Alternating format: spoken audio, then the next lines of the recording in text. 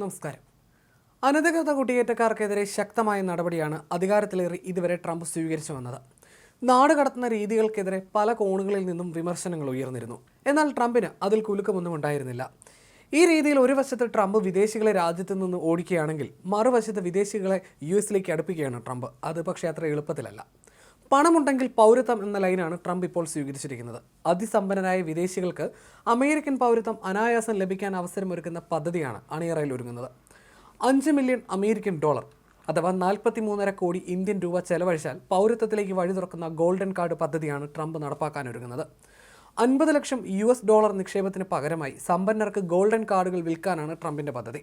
10 ലക്ഷത്തിലധികം ഗോൾഡൻ കാർഡുകൾ വിറ്റ് പോകുമെന്നാണ് ട്രംപിൻ്റെ പക്ഷം.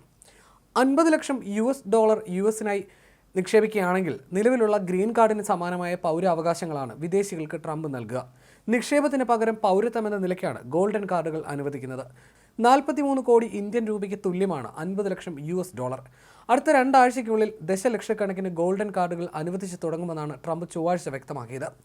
ഈ ഫീസ് അടച്ചാൽ ട്രംപ് പറയുന്നത് പോലെ സമ്പന്നർക്ക് അമേരിക്കൻ പൗരത്വത്തിലേക്കുള്ള വഴി തുറന്നു കിട്ടും. US-ൽ വലിയ തോതിൽ പണം നിക്ഷേപിക്കുന്ന വിദേശികൾക്ക് US-ൽ ജോലിയും സ്ഥിരതാമസവും ഉറപ്പു നൽകുന്ന EB-5 ഇൻവെസ്റ്റർ വിസ പ്രോഗ്രാമിന് പകരമായിട്ടാണ് ട്രംപ് ഗോൾഡൻ കാർഡ് നടപ്പിലാക്കാൻ ഒരുങ്ങുന്നത്. വിദേശികളിൽ നിന്നുള്ള നിക്ഷേപത്തിലൂടെ US സാമ്പത്തിക മേഖലയെ സുസ്ഥിരമാക്കുന്നതിനായി 1990-ലാണ് EB-5 ഇമിഗ്രന്റ് ഇൻവെസ്റ്റർ പ്രോഗ്രാം നടപ്പിലാക്കിയത്. എന്നാൽ ഈ പദ്ധതി വെറും മണ്ടൻ പദ്ധതിയാണെന്നാണ് കൊമേഴ്സ് സെക്രട്ടറി ഹവാർഡ് ലുട്നിക് പറയുന്നത്. ട്രംപിൻ്റെ പുതിയ നീക്കത്തിൽ പൗരത്വാവകാശങ്ങൾ പണത്തിന് വിൽക്കുന്നതിലെ ധാർമ്മികത അടക്കമുള്ള വിഷയങ്ങൾ ചർച്ച ചെയ്യപ്പെട്ടേക്കും.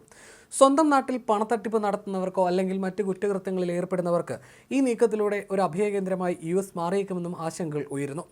രാജ്യത്തിൻ്റെ ചരിത്രത്തിലെ ഏറ്റവും വലിയ കുടിയേറ്റക്കാരുടെ നാടുകടത്തൽ നടത്തിക്കൊണ്ടിരിക്കുകയാണ് ട്രംപിൻ്റെ ഈ പുതിയ പ്രഖ്യാപനവും. സമ്പന്നരായ ആളുകളെ US-ലേക്ക് ആകർഷിക്കുക എന്നതാണ് ഗോൾഡൻ കാർഡ് കൊണ്ട് ട്രംപ് ഉദ്ദേശിക്കുന്നത്. ഇവർ രാജ്യത്ത് വലിയ നിക്ഷേപം നടത്തുകയും അതുവഴി രാജ്യത്തിനും ജനങ്ങൾക്കും പുരോഗതി ഉണ്ടാകുമെന്നുമാണ് ട്രംപിൻ്റെ വാദം. 2 ആഴ്ചയ്ക്കുള്ളിൽ തന്നെ ഗോൾഡൻ കാർഡ് പുറത്തിറക്കുമെന്നാണ് ട്രംപ് പറഞ്ഞിരിക്കുന്നത്. വിദേശ നിക്ഷേപകർക്ക് US-ലേക്ക് കുടിയേറാനും വിസയ്ക്ക് അപേക്ഷിക്കാനും അനുവദിക്കുന്ന സർക്കാരിൻ്റെ EB-5 കുടിയേറ്റ നിക്ഷേപ വിസയ്ക്ക് പകരമായിട്ടാണ് ട്രംപ് ഗോൾഡൻ കാർഡ് അവതരിപ്പിക്കുന്നത്. $10 ലക്ഷം മുതൽ 8 ലക്ഷം വരെ നിക്ഷേപിക്കുന്നവർക്കായിരുന്നു US EB-5 നൽകിയിരുന്നത്. സാമ്പത്തികമായി പിന്നോക്കം നിൽക്കുന്ന മേഖലകളിലേക്ക് നിക്ഷേപം എത്തിച്ചിരുന്ന ഈ പദ്ധതി 1992 മുതൽ നിലവിലുള്ളതാണ്. നിലവിൽ US പൗരത്വം നേടാൻ കുടിയേറ്റക്കാർക്ക് മുൻപിലുള്ള ഏക വഴി ഗ്രീൻ കാർഡാണ്. വിദേശ നിക്ഷേപകരെ രാജ്യത്തേക്ക് ആകർഷിക്കുകയും അതുവഴി കൂടുതൽ തൊഴിലുണ്ടാക്കുകയുമായിരുന്നു ഗ്രീൻ കാർഡിൻ്റെ ലക്ഷ്യം. ഇപ്പോൾ കൊണ്ടുവന്നിട്ടുള്ള ഗോൾഡ് കാർഡ് ഗ്രീൻ കാർഡിനെ ഏതെങ്കിലും രീതിയിൽ ബാധിക്കുമോ എന്നത് ഇപ്പോഴും വ്യക്തമല്ല.